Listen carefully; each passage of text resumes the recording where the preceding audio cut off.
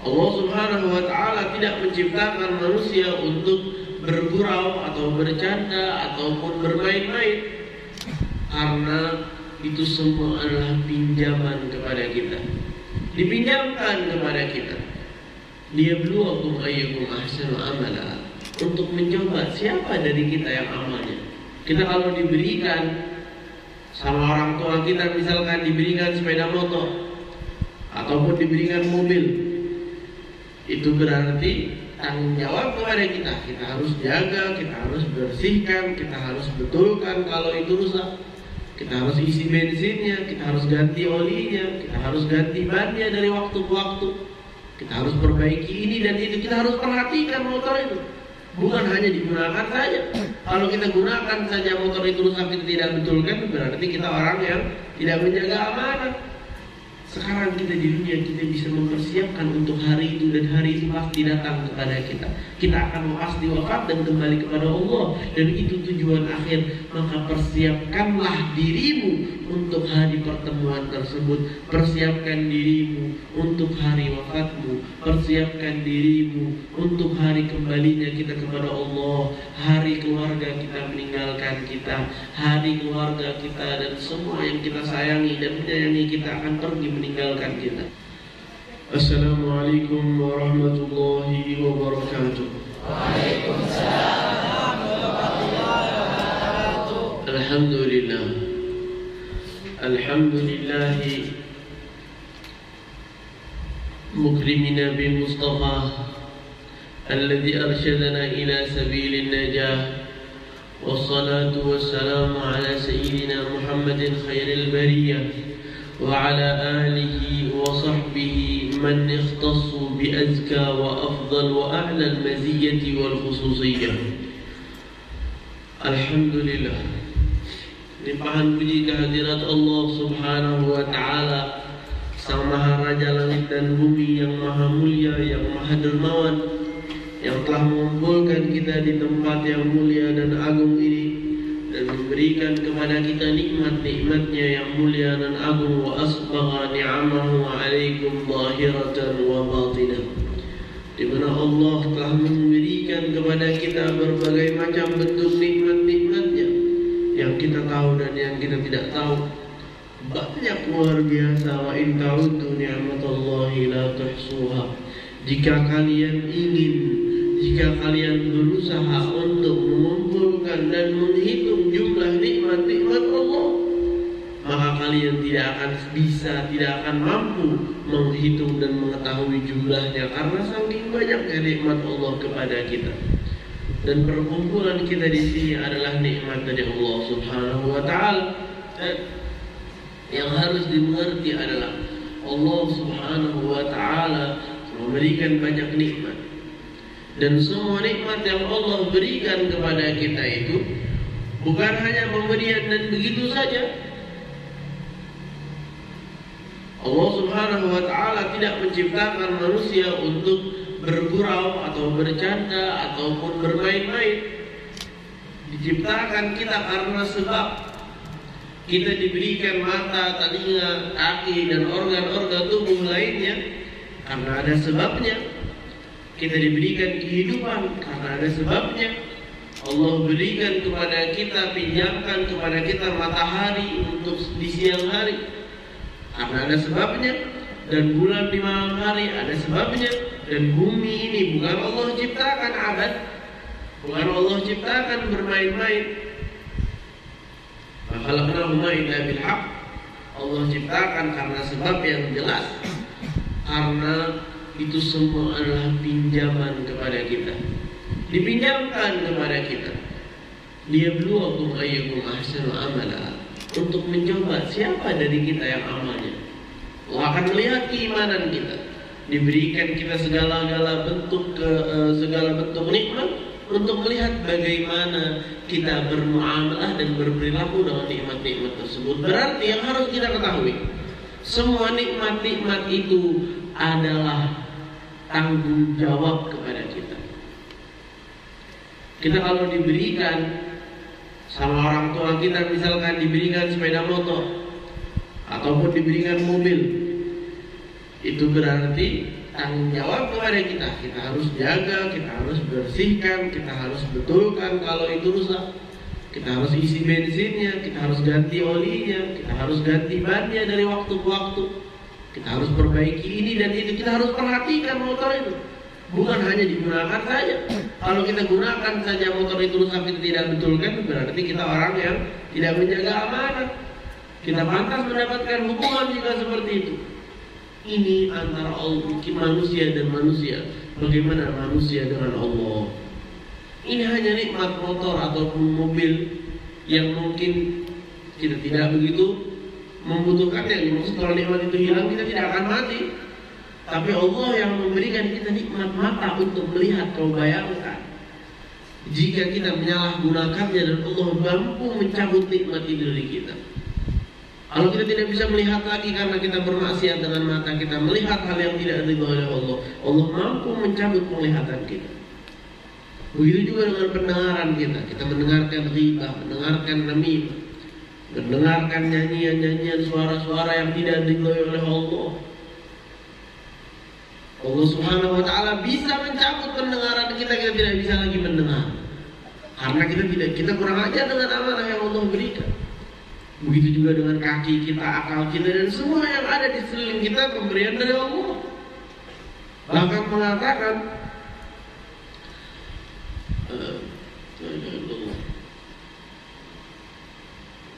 Luqman al-Hakim, mengatakan Luqman al-Hakim kepada anaknya, al-Ikhtilaf bain al-ulama, mengatakan ia kepada anaknya bahwa Yabni, wahai anakku, jika engkau mau bermaksiat akan kuizinkan dengan beberapa syarat. Apa itu? Yang pertama, kalau kau mau bermaksiat jangan makan dari rezekinya Allah. Kita bisa bergerak karena kita makan, karena kita minum. Kalau orang yang tidak makan, tidak minum, tidak akan punya tenaga, dia akan mati. Dia bisa hidup karena tenaga. Tenaga itu datangnya dari makan dan minum. Salah satu tempatnya, salah satu sebabnya. Kalau kau mau bermaksiat dengan tenaga itu, jangan makan dan jangan minum dari nikmat yang Allah berikan. Cari orang lain yang bisa memberikan kau nikmat selain Allah. Jangan makan dari tumbuhan-tumbuhan yang itu Allah yang menumbuhkan, dan seperti itu.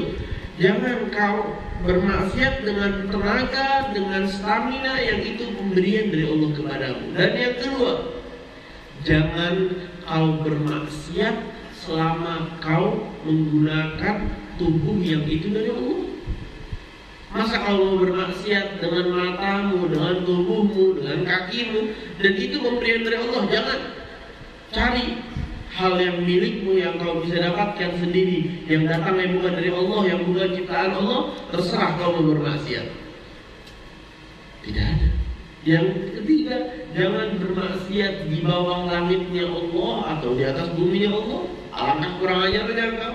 Diberikan nikmat, diberikan makan, tinggal di bawah langitnya Allah, di atas buminya Allah, dan masih mau melanggar. Jangan sampai melanggar.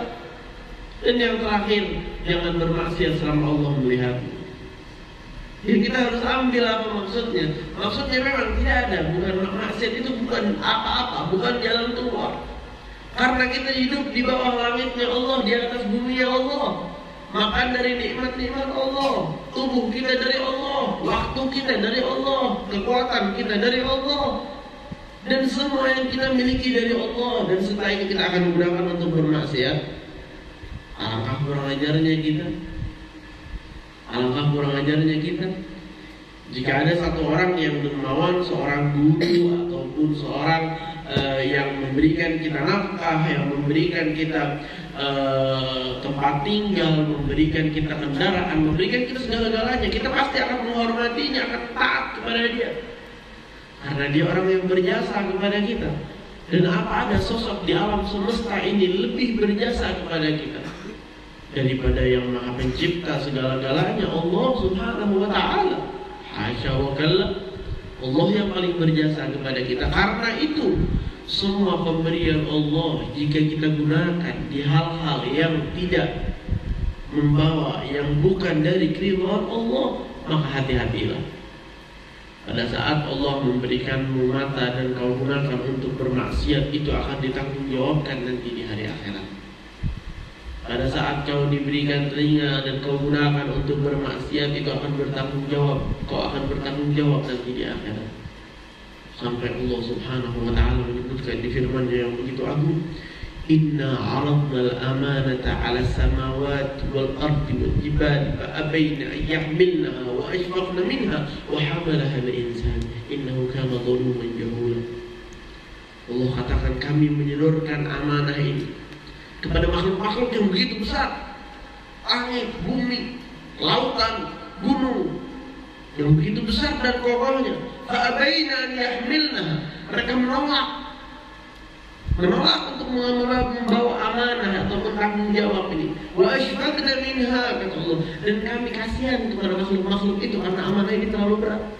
Wa hamalaha al-insan, maka dibawalah oleh manusia. Innahu kana zaluman jahula, dia sering membuat hal-hal yang zalim, yang salah, menaruh sesuatu di selain tempatnya, dan ia tidak mempunyai banyak pengetahuan dan ilmu, selalu bodoh. Yang harus kita mengerti adalah amanah itu begitu berat, tanggung jawab begitu berat. Kita akan dimulai dengan diri kita sendiri dan yang kita punya. Jadi dengan kadar apa yang kita punya, itu kadar tanggung jawab yang kita bawa dan kita pikul. Kita mempunyai tubuh dan jasad, itu tanggung jawab kita. Kita mempunyai harta, itu tanggung jawab kita. Dan nanti pada saat kita besar, mendapatkan semakin banyak ilmu, itu semua ilmu tanggung jawab kepada kita untuk mengamalkannya dan membawakannya kepada orang lain. Orang yang memegang ilmu dan pelit tidak memberikannya kepada orang lain, yang ilmu itu bisa memberikan manfaat kepadanya, aljamahullahu bilijamin min nar, Allah Subhanahu wa ta'ala akan robek bibirnya dengan robekan api di hari kiamat, karena dia mempunyai ilmu dan dia tidak bagikan kepada orang lain. Dia tutup-tutupi ilmu itu bisa bermanfaat tapi dia tutup-tutupi. Dan begitu ilmu berarti amanah, dan semua amanah, dan begitu seterusnya. Pada saat kita nikah misalkan, istri kita amanah, anak-anak kita amanah di sisi Allah Subhanahu wa ta'ala, dan segala-galanya yang diberikan kepada kita itu amanah dan tanggung jawab akan dipertanyakan nanti di hari kembalinya kita kepada Allah. Di hari kembalinya kita kepada Allah, di situ akan terbuka semua hal-hal yang tidak terlihat sekarang. Kusyifatis sitar, fakashafna 'anka ghita'aka fabsaruka al-yawma hadid. Allah Subhanahu wa ta'ala katakan, di hari kiamat itu setelah kita wafat, di waktu ditariknya nyawa seseorang, Allah akan buka hal-hal yang tidak terlihat. Sekarang kita tidak tahu yang mana yang baik dan yang mana yang buruk, kita tidak bisa membedakan. Tapi pada saat datang waktunya sakaratul maut, waktunya pintu taubat sudah ditutup, kita tidak bisa lagi kembali dan bertaubat atas maksiat dan dosa kita. Kita tidak bisa lagi beribadah, tidak bisa beramal lagi. Pada saat itu dibuka kepada kita nurul haqiqah, melihat hakikat yang sesungguhnya. Bahkan dikatakan, kalau misalkan orang-orang yang ada di kuburan itu dihidupkan lagi oleh Allah Subhanahu wa ta'ala, mereka akan datang ke tempat-tempat ilmu dan majlis-majlis ilmu dengan merangkak ataupun jalan dengan wajah mereka kalau mereka bisa. Kalau tidak bisa jalan dengan kaki, mereka akan merangkak untuk sampai ke tempat-tempat majlis ilmu karena tahu mulianya majlis ilmu. Tapi sekarang kita tidak melihat. Itulah yang namanya ujian. Karena ujian itu tidak ada orang yang masuk ke ujian tapi tahu apa jawabannya, tidak ada. Itu bukan ujian namanya.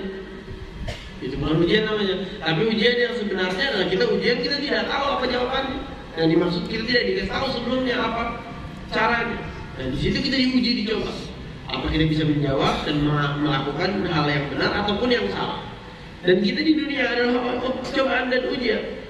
Linabluwakum, untuk mencoba kalian melihat yang mana yang amalnya benar, yang baik. Dan begitu juga hal-hal yang nikmat kepada kita dan kesulitan. Nabluwakum binaqsin minal amwali wal anfusi wath thamarat wa basyyiris sabirin. Allah berfirman, dan kami akan mencoba kalian dengan harta, dengan kekurangan di harta dan dengan kekurangan di para manusia. Dimaksud orang-orang yang kalian cintai akan wafat, dan kesulitan di sana, kesulitan di sini. Wabashir sabirin, dan berikan kabar gembira kepada orang yang bersabar. Dipuji, kita akan sabar atau tidak? Maka orang yang sabar dan menjalankannya atas apa? Menjalankan kehidupannya atas gagasan untuk mendapatkan keridhaan Allah, di situ Allah akan ridho kepadanya. Dan di situ pada saat dibukanya tirai, pada saat kita melihat hakikat di waktu wafatnya kita, di situ kita akan mengambil kabar gembira. Di situ kita akan senang. Malaikat mencabut nyawa kita perlahan dan sambil memberikan kita kabar gembira. Dan orang yang soleh itu adalah orang yang wafatnya menjadi hari terindah untuknya. Salah satu doanya Nabi SAW, waj'al khaira ayyamina yawman nalqak, dan jadikan hari terbaik untuk kami hari kami bertemu denganmu wahai Allah. Itu hari kematian kita. Bahkan menjadi contoh kepada sahabat Nabi SAW, Sayyidina Bilal bin Rabah. Sayyidina Bilal, sahabat Nabi yang paling mencintai Nabi, sangat mencintai Nabi. Bahkan setelah wafatnya beliau, setelah wafatnya Rasulullah, Sayyidina Bilal tidak bisa lagi azan. Tidak bisa lagi. Setiap azan tidak mampu meneruskan karena teringat kepada kekasihnya Sayyidina Nabi Muhammad. Sampai dia pergi keluar dari kota Madinah, dan banyak ribuan dari para sahabat yang meninggalkan kota Madinah karena mereka waktu jalan-jalan di kota Madinah, jalan-jalan kota Madinah mengingatkan mereka kepada Nabi, mereka tidak tahan. Dan seperti itu. Sesampainya Sayyidina Bilal keluar beliau dari kota Madinah dan tinggal di Ethiopia kalau sekarang disebutnya. Pada zaman dahulu itu disebut dengan Al-Habasyah, Ethiopia. Pindah ke negeri Habasyah. Tinggalnya di situ beberapa tahun. Sayyidina Bilal di sana mimpi kepada Nabi SAW, melihat beliau di tidurnya. Dan Nabi mengatakan kepada Sayyidina Bilal, ya Bilal, mahadzal jafa ya Bilal, sombong sekali engkau wahai Bilal, tidak datang dan berziarah kepada aku. Langsung bangun Sayyidina Bilal dari tidurnya dan bergegas langsung berangkat ke kota Madinah berziarah kepada Sayyidina Nabi Muhammad SAW. Di Syam, di kota-kota Syam. Kota-kota Syam itu Suriah, Urdun, Palestina, Lebanon dan lain sebagainya. Bukan di Habis. Berangkat beliau ke kota Madinah. Sesampainya di kota Madinah langsung bertemu dengan Sayyidina Abu Bakar As-Siddiq. Dipeluk, memeluk Sayyidina Abu Bakar, memeluk Sayyidina Umar. Dan setelah itu datang ke salah satu cucu Sayyidina Nabi Muhammad SAW. Kedua cucu beliau itu Sayyidina Al-Hasan dan Al-Husain. Langsung turun Sayyidina Bilal dipeluk dengan erat sambil menangis. Langsung mengatakan, inni la ajidu fikuma riha jaddikuma. Aku mencium di tubuh kalian aroma kakek kalian Nabi Muhammad. Dan setelah itu Sayyidina Abu Bakar mengatakan kepada Sayyidina Bilal, adzin lana ya Bilal kama kunta ta'adzin bi Rasulillah. Wahai Bilal, azan engkau, sungguhnya engkau dulu azan kepada Nabi Muhammad. Langsung Sayyidina Bilal mengatakan, dari wafatnya Nabi sampai sekarang aku tidak bisa lagi azan.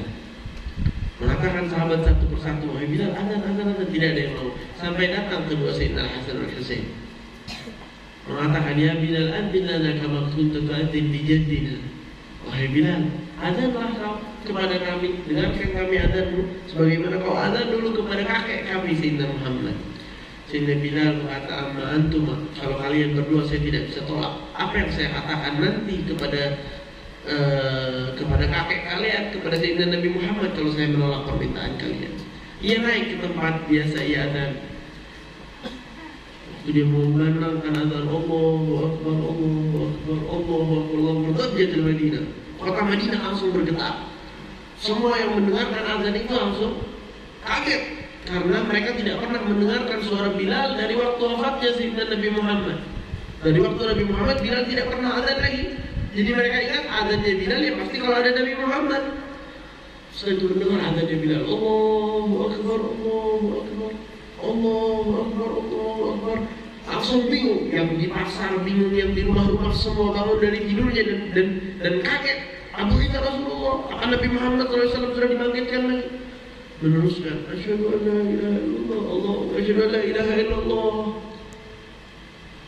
asyhadu anna Muhammadar Rasulullah. Di waktu menyebut asyhadu anna Muhammadar Rasulullah, Sayyidina Bilal tidak kuat lagi, menangis. Dan yang kedua, asyhadu anna Muhammadar Rasulullah. Dia asyhadu anna Muhammadar Rasulullah. Dia tidak kuat menangis sampai tidak kuat, saking nangis dia tidak bisa lagi berbicara. Langsung berhenti azannya sampai di situ. Langsung dikatakan di kota itu nangis semua ahli Madinah karena mereka mengenang dan mengingat Nabi Muhammad. Mengenang Nabi Muhammad, nangis semua mereka. Dan dikatakan bahwa ru'yatil Madinah itu asyaddu hazanan min dhalika al-yawm illa mithlu Sayyidina orang ahli Madinah. Dan Madinah tidak pernah menangis dan sedih di hari seperti itu. Hari paling sedih mereka.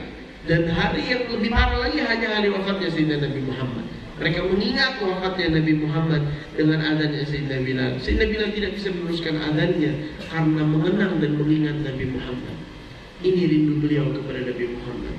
Dan atas itulah amal-amal beliau di hidupnya. Dan pada saat beliau mau wafat, datang kembali beliau ke kota Syam.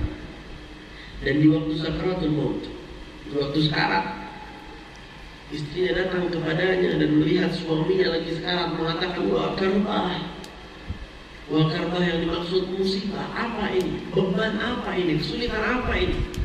Sayyidina Bilal yang lagi sekarat langsung terbangun dan mengatakan kepada istrinya, la, tidak, wa tarabah gadan algal ahibbah. Sayyidina Bilal waktu mendengar istrinya mengatakan, kesulitan apa ini, musibah apa ini, Sayyidina Bilal mengatakan, tidak, demi Allah, kenikmatan seagung apa dan semulia apa ini, kata Sayyidina Bilal. Istrinya semakin bingung. Ini suaminya lagi sekarat mau mati, malah senang dan gembira. Dikatakan oleh Sayyidina Bilal, ghadan algal ahibbah Muhammadan wa hizbah. Besok aku akan bertemu dengan yang kucintai, yaitu Nabi Muhammad dan kelompoknya. Langsung wafat Sayyidina Bilal dalam keadaan rindu dan cinta kepada Nabi Muhammad. Lihatlah, ini contoh orang-orang yang hidup di dunia dalam mengikuti jalan Nabi Muhammad dan wafat dalam sebaik-baiknya keadaan. Waj'al khaira ayyamina yaumul arba. Dan jadikan hari terbaik untuk kami hari wafatnya kami. Hari terbaik untuk Sayyidina Bilal, hari terindah untuk Sayyidina Bilal adalah hari wafatnya dia dan bertemunya dia kepada Sayyidina Nabi Muhammad sallallahu alaihi Nabi Muhammad. Dan seperti itulah Sayyidina Bilal. Dan seperti itulah para sahabat lainnya. Di mana Sayyidina Ali bin Abi Thalib suatu hari duduk bersama beberapa teman-temannya dan sahabatnya sambil memegang jenggotnya dan mengatakan, kapan dipenuhi ataupun disiram dengan darah jenggotku ini? Karena dikatakan oleh Nabi SAW bahwa Sayyidina Ali akan dibunuh. Dia rindu kapan mau mati sampai mengatakan, kapan jenggotku ini akan dipenuhi dengan darah? Kapan aku akan mati? Aku sudah sumpah, aku sudah tidak kuat di dunia lagi. Dan begitulah keadaan para sahabat Nabi SAW. Dan pertanyaannya, bagaimana nanti keadaan kita di waktu sakaratul maut, di waktu yang tidak bisa diundur-undur lagi, di waktu kita akan melihat hakikat segala-galanya, melihat akibat amal-amal kita di dunia, mau di mana kita, mau seperti siapa kita, mau seperti Nabi Muhammad, mau seperti Sayyidina Bilal, mau seperti sahabat-sahabat Nabi SAW yang wafat dalam keadaan rindu dan cinta kepada Allah, atau wal'iyadu billahi seperti orang-orang yang wafat ditarik nyawa mereka dengan malaikat begitu keras dan langsung bersiap menuju kemurkaan Allah, wal'iyadu billahi bidzalik. Karena dikatakan oleh para ulama bahwa manusia itu di setiap sel di tubuhnya ada ruh, ada nyawa. Dan waktu nyawa ditarik itu berarti ruh itu ditarik dari setiap sel dari tubuh kita. Pada saat tubuh kita yakin, badan kita dan ruh kita yakin dan tahu bahwa kita ini ahlul maksiat, kita belum siap untuk bertemu dengan Allah karena masih terlalu banyak dosa dan belum bertaubat, dia tidak mau melepaskan jasadnya. Dan jasad tidak mau melepaskan rohnya karena nanti itu mencabut roh dari jasad. Dan keduanya tidak mau melepas karena tahu keadaannya di akhirat akan tidak baik. Tapi malaikat tidak akan menunggu, menarik. Maka dikatakan oleh para ulama itu seperti menarik suf wall.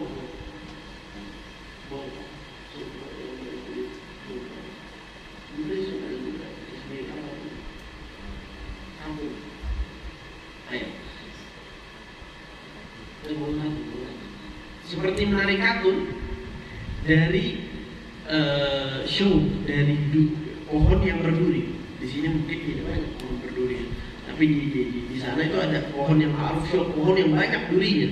Jadi waktu pohon itu menyentuh katun atau menyentuh bahan sangat sulit dicabut.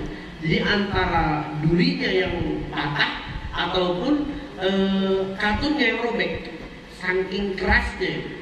Dan dikatakan orang-orang yang di dunia amalnya tidak baik, wafatnya mereka dan dicabutnya nyawa mereka seperti dicabutnya bahan katun itu dari duri, dari pohon yang berduri itu. Begitu kerasnya, dan malaikat kekuatannya tidak ada yang tahu kecuali Allah. Ditarik nyawa itu dengan keras, dengan sakitnya, dan wafat. Setelah itu akan pintu mulainya semua bentuk kesulitan, semua bentuk siksaan. Wa'iyadzubillahi min dzalik. Sekarang kita di dunia, kita bisa mempersiapkan untuk hari itu, dan hari itu pasti datang kepada kita.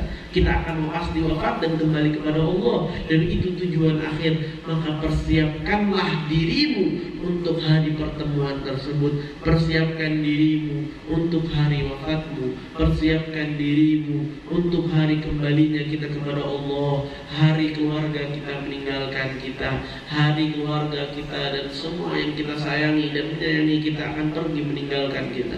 Kita akan diletakkan di liang lahat di kuburan kita, dan akan dikubur, dan semua akan meninggalkan kita. Dan tidak ada yang akan menemani kita kecuali amal yang kita lakukan, kecuali hati yang terpenuhi dengan cinta kepada Allah dan Rasul. Itu yang akan bermanfaat di hari tersebut. Tidak ada yang lainnya, tidak ada yang lainnya, tidak ada yang lainnya. Kita minta kepada Allah Subhanahu wa ta'ala menurunkan rahmat-rahmatnya kepada kita, menjauhi nikmah-nikmahnya daripada kita, memenuhi perkumpulan kita ini dengan rahmat, memenuhi perkumpulan kita ini dengan pengampunan. Allah Subhanahu wa ta'ala ampuni kita. Allah Subhanahu wa ta'ala jauhi dari kita semua maksiat. Allah cabut cinta maksiat dari hati kita. Allah tanam di hati kita cinta kepada taat dan amal-amal baik, cinta kepada orang-orang yang baik, cinta kepada orang-orang yang menuntun kita kepada jalan yang baik, cinta kepada pemimpin orang-orang yang baik, Sayyidina Nabi Muhammad, cinta kepada Sayyidina Nabi Muhammad, cinta kepada Sayyidina Nabi Muhammad, juga kepada para sahabat beliau, juga kepada keluarga beliau, juga cinta kepada siapapun yang mendekatkan kami kepada Allah dan kepada beliau. Amin Allahumma amin. Dan juga masukkan di doa-doa ini keluarga kita, kerabat kita, teman-teman kita, orang-orang yang kita cintai dan yang mencintai kita, dan semua orang-orang di sekeliling kita, dan yang masih belum mendapatkan hidayah, yang masih belum mendapatkan taufik dari Allah. Wahai Allah, berikan mereka hidayah, keluarga kita dan semua yang ada di sekeliling kita, dan semua umat Nabi Muhammad, beri mereka hidayah. Ampuni dosa-dosa mereka yang belum beriman, masukkan cahaya iman ke dalam hati mereka, tanamkan cahaya iman kepada hati mereka. Yang sudah beriman, perkuat iman mereka untuk jalan di dunia ini atas apapun yang membuat engkau ridha dan Nabi Muhammad SAW ridha. Wa salli wa sallim alaihi wa ala alihi waj'al kulla sa'yana wa a'malana sabab dukhuli sururin li qalbi Nabi Sayyidina Nabi Muhammad, waj'alna qurrata 'ainin lahu, waj'al kulla a'malina wa sa'yana sabab dukhuli sururin li qulubi masyayikhina, waj'alna qurrata 'ainin lahu fi 'afiyah. Wassalamu alaikum warahmatullahi wabarakatuh.